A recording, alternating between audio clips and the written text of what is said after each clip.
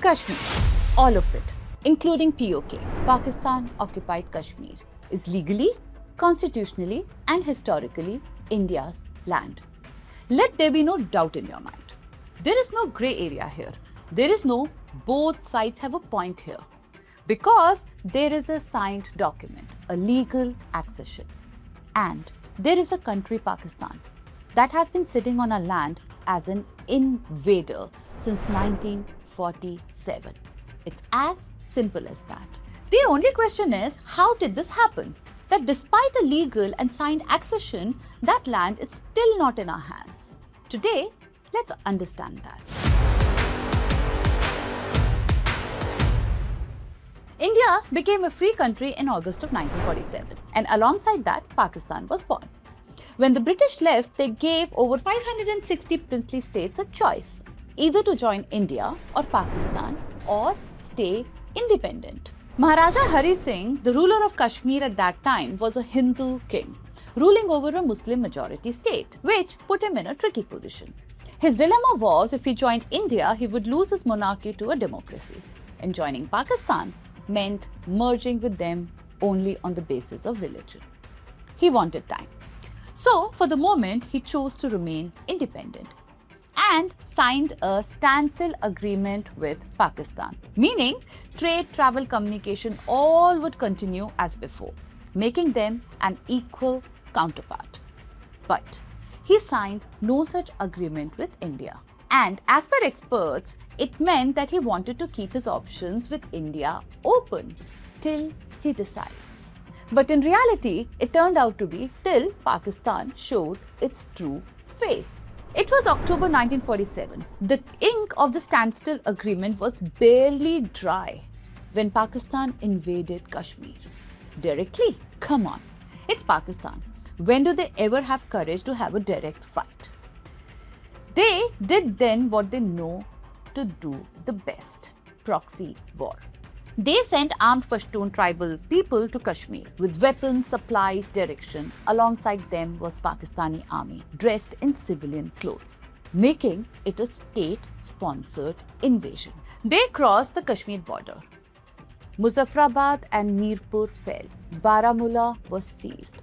Thousands of civilians massacred. And then they started marching towards Srinagar, where the Maharaja was.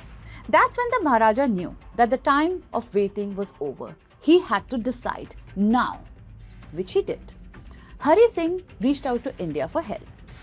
India's stance was clear. It would send its troops, but only if Kashmir was part of India.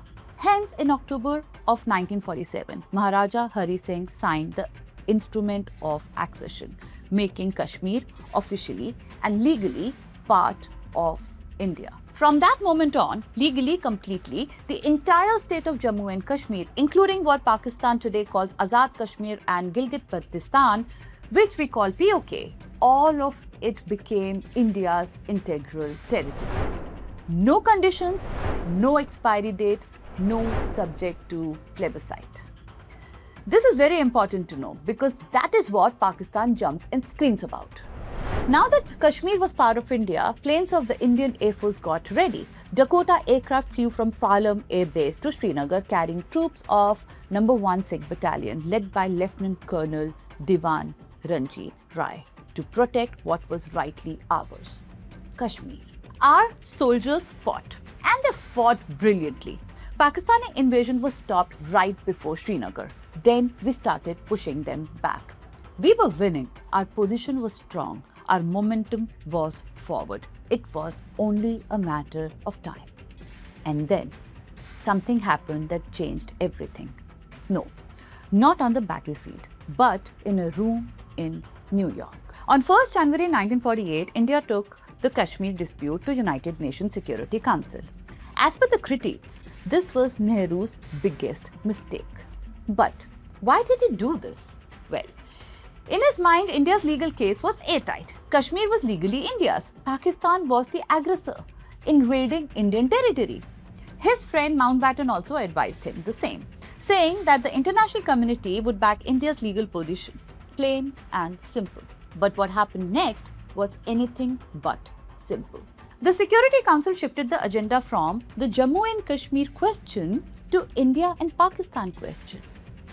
By this one change, it elevated Pakistan, the aggressor, to an equal. Not the invader, not the violator, an equal. Later, Nehru did say that UK and US had played dirty. UN Commission passed a resolution for investigation of the matter, and later it came up with yet another resolution, Resolution 47. It had key 3 points. First, it asked Pakistan to withdraw all its national tribesmen and army from Kashmir. Second, India was advised to reduce its military presence in Kashmir to minimum strength.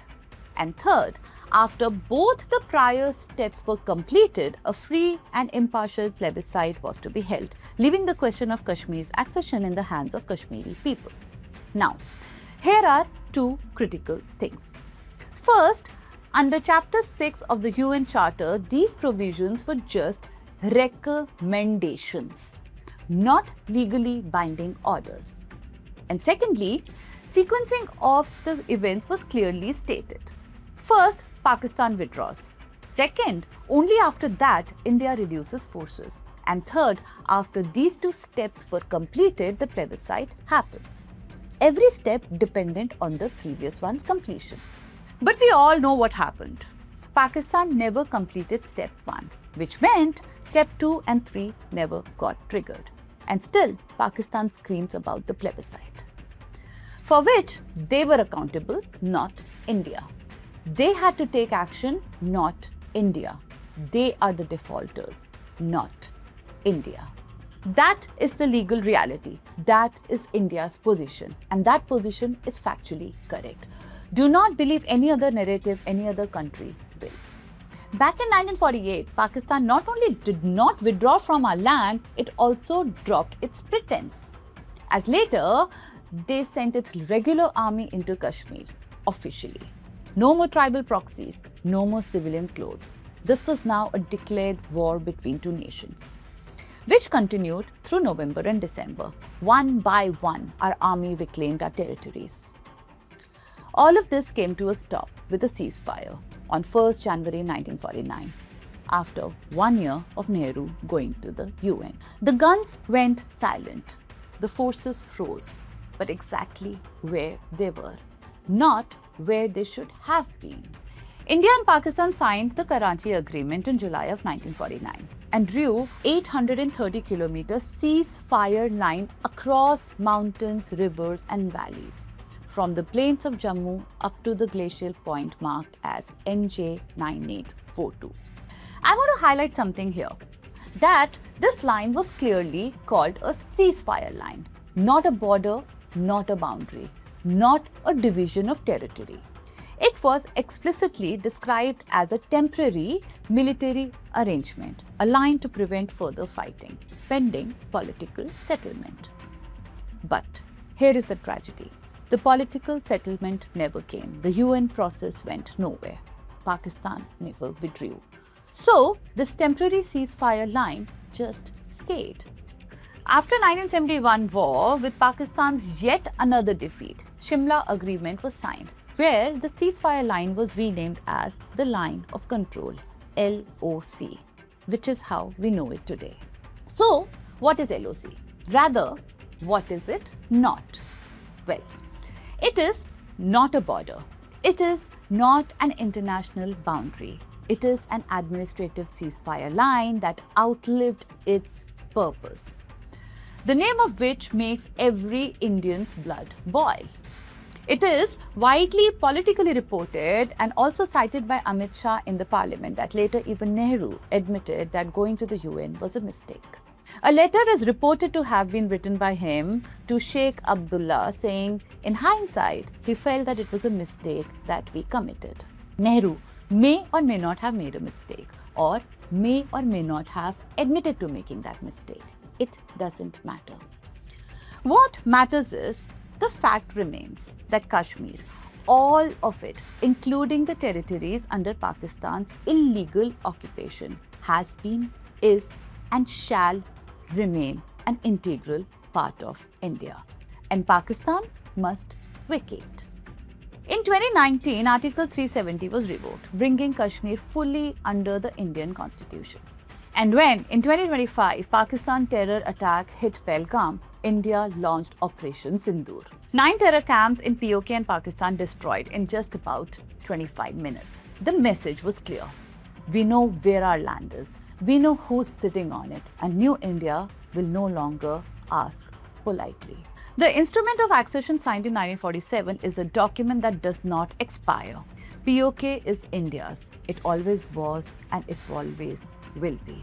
Do not allow anyone, any nation, or any power to tell you otherwise. On that note, I'm Prerna signing off. This is Times Axis, where global stories meet India's perspective, because the next global shift will have India at its center.